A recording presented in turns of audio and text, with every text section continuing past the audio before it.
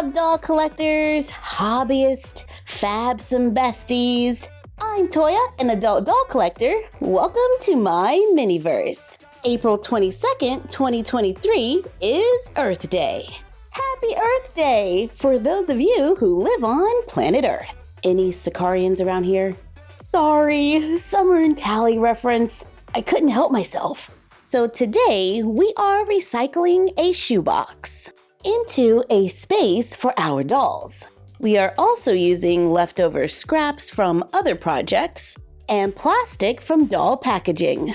I ordered some boots on Amazon a while back for a little Monster High event, so we have a nice size shoebox here. It's about 13 inches tall and 9.5 inches wide. Depending on your shoebox, the size of your room may be different. And this is some pretty thick cardboard. If you don't have a lot of space, a shoebox room could be a good solution. This box can unfold, so I open it up to make it easier to work with.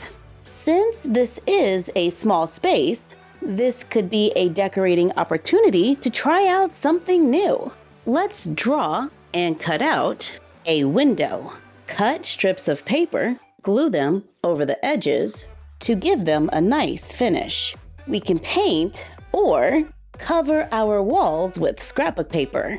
I'm using a floral print on top, a wood grain on the bottom. Let's do a white brick on the sides and more of the wood grain on the ceiling.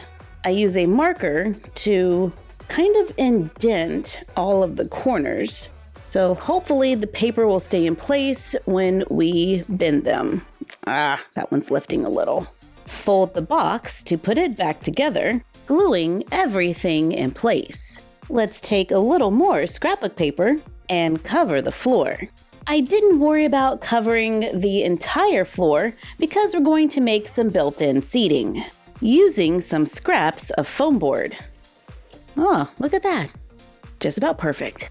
But first, let's finish the window. Cut a piece of clear plastic from doll packaging and tape or glue it over the cutout. Cut scraps of foam board into strips, glue them around the window. I'm only worrying about the areas that will be visible. Add foam board for a chair rail going around the room.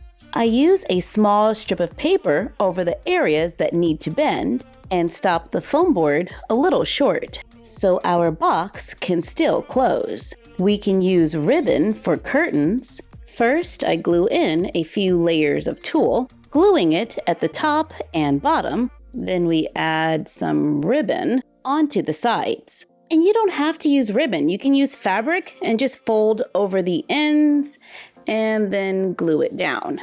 Cut another scrap of foam board, cover it with ribbon, then glue it across the top to make a fancy little window treatment. Let's cut a piece of foam board to fit in this space. I have it about 1 inch from the edge. I glue strips onto the sides, cover it with felt, then fabric, cut another piece of foam board, cover it with leftover paper, glue it to the bottom of the covered platform, then glue it into the box. Then add another piece of foam board at the bottom to make a comfy area for the dolls to hang out. I take 2 scraps of leftover foam board, cover them with leftover wood grain paper. I have a 3/4 inch piece and a 1/2 inch piece.